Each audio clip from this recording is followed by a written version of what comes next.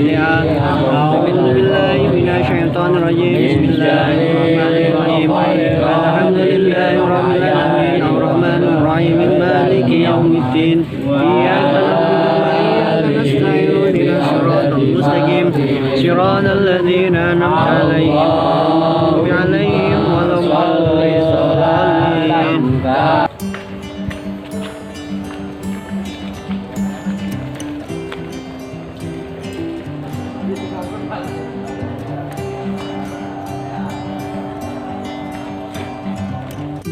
Ya, jemaah Marobi dimanapun Anda berada, kita lihat tadi ya, ini sudah di makam Kiai Sepanjang di sini. Memang di sini tidak seramai yang ada di makamnya Syekh Subakir ya. Tapi ini satu langkah lagi, nanti beberapa meter kita akan sampai ke makamnya Mbah Sudah Semar Ismail Jati. Ini salah satu keunikan makam Kiai Sepanjang itu panjang. Sekitar berapa meter? 4 atau 5? Kita lihat ya. 4 atau 5 meter. Ya, makamnya cukup panjang ya. Itu sekitar 8 atau 10 mungkin panjang. 9 meteran. 9 meter ya. 9 meteran. Ya, baik rekan Makrobi yang kami cintai di seluruh Indonesia. Nah, kita akan lanjutkan perjalanan wisata religi kita di makam Mbah Ismail Jati. Ya, baik rekan-rekan Makrobi dimanapun Anda berada.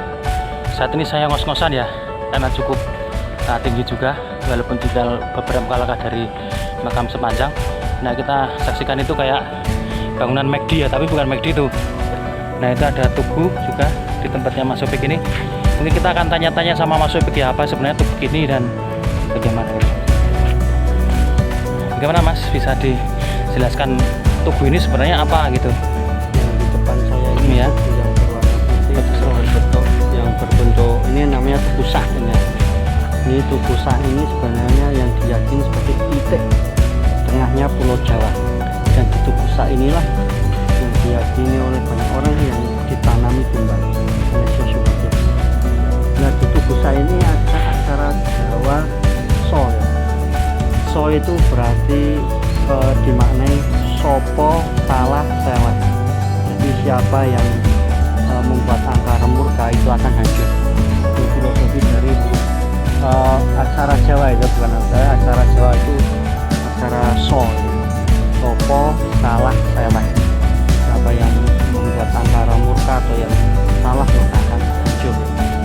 Kalau yang belakang itu baru itu monumennya sebagai penanda bahwa di sini adalah pakunya tanah Jawa. Ya, itu mungkin baru 2 tahun ini yang belakang. Tadi Mas Ahmad mengatakan seperti bangunan McD itu baru. Kalau yang ini sudah agak lama, yang keramik putih ini. Nah, yang sebelah kiri nanti ada makam Pangeran Purbaya ya, yang itu di bawah pohon beringin besar itu. Yang itu ada Pangeran Purbaya, dan nanti yang sebelah sananya ada Mbah Ismail Jati atau yang Semar. Kita ke sana ya.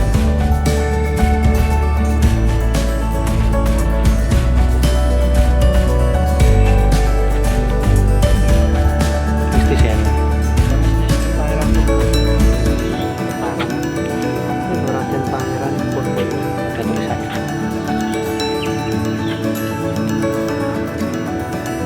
Ya, Raden Pangeran Purbaya.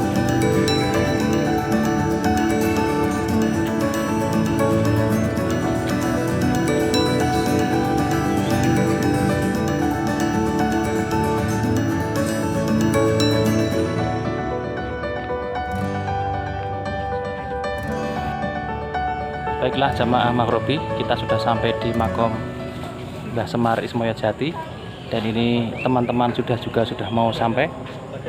Nah.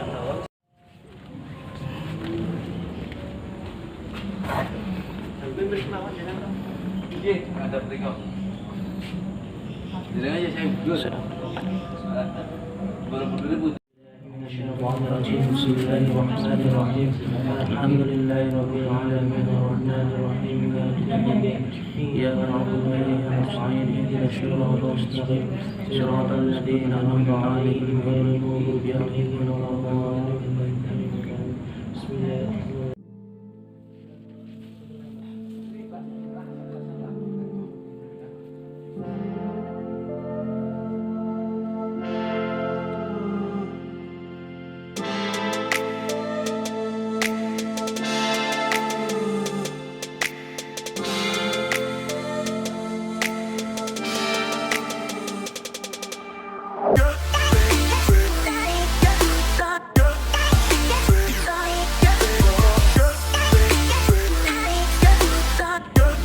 Ini pintu masuknya, ada gambar Mbak Semar sama gunungan ya. Alas kaki harap dilepas, tadi udah masuk ya. Dan ini ada kayak gunungan warnanya kuning. Ada tulisan Jawa, saya nggak tahu tulisannya apa, nanti kita tanya Bang Ovik ya, Ustadz Ovik. Baiklah saudara Makrobi dimanapun Anda berada, ini kami sudah di luar ya, di luar makam Mbah Semar Ismoyo Jati. Ini ada kayak tumpeng ya, tumpeng atau gunungan ini ya, kayak monumen lah itu, warnanya kuning emas ya. Dan di situ ada tulisan Jawa. Kalau kita baca tulisan Jawa itu apa saya juga nggak tahu. Ini Mas Rofik juga yang akan menjelaskan kira-kira tulisannya apa dan filosofinya apa. Monggo Mas Rofik silahkan. Jadi dari bangunan ini kan bentuknya gunungan ya. Terus ini kita mau tanya ya, tadi kok ada huruf Jawa, ini hurufnya apa? Terus ini filosofinya seperti apa kok? Selain juga hiasan gitu ya, apa Mas? Ini aksara Jawa dari Hono, Coroko, Doto, Sowolo itu semua. Jadi gini loh, Syekh Ismoyo Jati kan bisa dikatakan sebagai bapaknya Pulau Jawa yang bau rekso atau yang menguasai tanah Jawa. Jadi memang ditulis simbol sebagai pengingat bahwa kita itu jangan lupa dengan tradisi kita, yaitu bahwa kita itu orang Jawa harus Jawani dan paham tentang apa arti Jawa itu. Salah satunya yaitu hal yang mungkin sudah banyak generasi sekarang lupakan, yaitu aksara Jawa ini, yaitu Hono, Coroko, Doto, Sowolo, Mogo, Bodongo, itu sampai akhir ya. Itu sebenarnya penuh filosofi. Saya nggak bisa menjelaskan secara detail, itu hanya sebatas yang saya tahu dari kuncen di sini ya. Baik, rekan-rekan Makrobi, ini ada penjelasan juga dari Mas Rofik. Sangat menarik sekali ya. Biasanya kita juga agak masuk itu agak susah karena ada di gembok itu tadi. Tapi oleh juru kuncinya kita diperbolehkan masuk, dan alhamdulillah saya bisa mengambil video ya, walaupun di situ dilarang untuk mengambil video, tapi alhamdulillah bisa kita ambil. Banyak sekali sajen ya, banyak sekali sajen. Ini yang di dalam lebih banyak lagi, di dalam lebih banyak lagi. Sebenarnya ini petilasan atau makom tempat yang pernah disinggahi, entah itu untuk berdoa, bertapa atau apalah itu, yang di situ terpancar energi berkahan atau apa, seperti itulah, yang mana petilasan tersebut kemudian oleh generasi selanjutnya dijadikan wasilah untuk meminta hajat sebenarnya ini makom bagus, cuman karena maaf banyak yang keliru dalam niat hajatnya itu yang dan tujuannya ini apa, akhirnya dari niat-niat yang makhluk-makhluk yang sebenarnya dimanapun itu selama niat kita baik, maka insya Allah kebaikan yang akan kita dapat. ini macam-macam Pak, kayak ya tumbal-tumbal ngoten niku. Tumbal nggak pernah? Tumbal kayak aji-aji kayak barang pusaka. Tapi di atas semua itu nggih, bentuknya hewan-hewan wong menyesuaikan dengan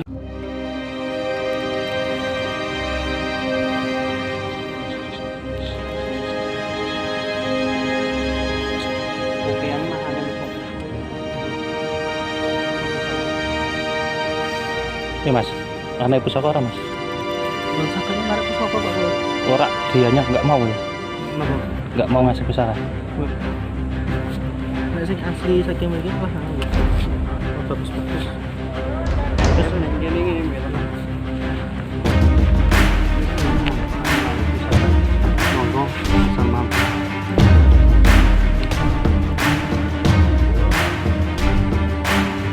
Kalau pusaka sing neng ndi to Mas, sing letak-letake sing anu, sing energi pusakanya itu ini di sebelah mana? belum Di situnya.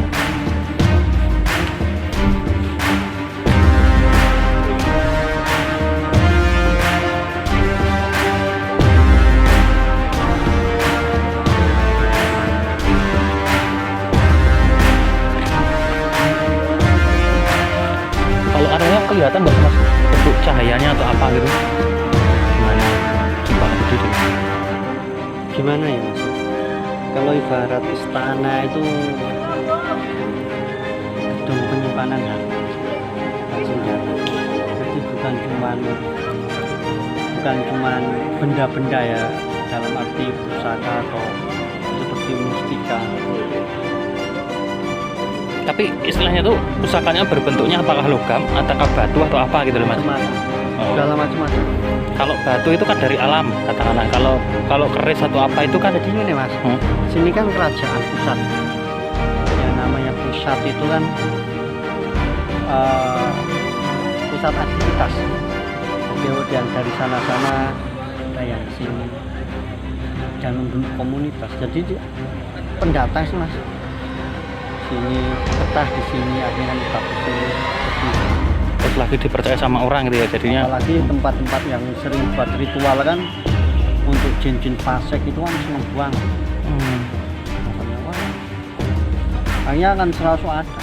Kalau digali lebih lanjut, bahkan orang yang mohon maaf dia orientasinya dunia saat melihat kebatinannya, maka yang dilihat ya tumpukan emas dan uang. Kalau dia orientasinya klinik, mustika dan apa, ya yang dilihat ya itu benda-benda seperti itu. Masalah itu ada apa enggak ya wallahu a'lam, kan yang nama kegaiban kita sendiri juga tidak bisa memastikan dengan pasti itu apa, karena yang namanya kegaiban itu memang sepenuhnya rahasia. Seumpama manusia itu diperlihatkan kan hanya sebagian aja, hanya 1% lah, 90%-nya kan itu rahasia. Kalau bisa disilahkan tadi di makom Mbah Ismoyo Jati itu singgasananya raja ya. Kalau di sini mungkin bisa dikatakan gedung pusaka dan gedung harta. Jadi tempat menyimpan senjata pusaka atau harta dari sebuah kerajaan. Jadi ya macam-macam. Kalau di mana lokasi titik pusatnya ini, tapi di mana lokasi sebarangnya ya itu yang namanya Sekitar radius ini sudah ini ya. radius ini. Karena kalau malam Jumat Kliwon, malam tertentu, terutama malam Jumat Kliwon, Selasa Kliwon, malam Satu Suro itu di sini di tanah lapang ini banyak orang ritual dan dari berbagai macam daerah, ada yang dari Jawa Barat, Jawa Timur, Jawa Tengah sini ada, dan mereka rata-rata ritualnya itu nyari benda-benda mistika seperti itu. Baik, tadi kita ada bincang-bincang juga ya dengan Mas Opik. Kebetulan saya ini ada di Tugu tadi. Saya masih penasaran juga di sini, katanya di sini adalah sentral pusatnya Jawa katanya. Di sini ada juga tombak yang bukan tombak ya Mas, istilahnya menjadi titik tengah ya istilahnya di situ. Dan di sini titik energinya juga kuat. Mungkin teman yang bisa terawang monggo silakan terawang, tapi saya nggak bisa terawang ya. Jadi saya bertanya langsung kepada narasumbernya Mas Opik. Ini tadi sudah dijelaskan bahwasanya seperti ini seperti itu. Nah, pesan-pesan untuk anggota Makrobi bagaimana Mas? Apakah kita terus karena sangat penasaran terus kemudian kita mencoba ini dan itu dengan beberapa panduan amalnya atau bagaimana? Tapi alangkah baiknya Mas Rafiq juga menerangkan bagaimana seharusnya jamaah Makrobi agar bijak dalam menggunakan keilmuan. Yang namanya keilmuan itu mempunyai dua sisi. Di sisi lain itu bisa memberikan petunjuk kepada kita tentang mana jalan baik. Di sisi lain juga bisa menyesatkan, dalam artian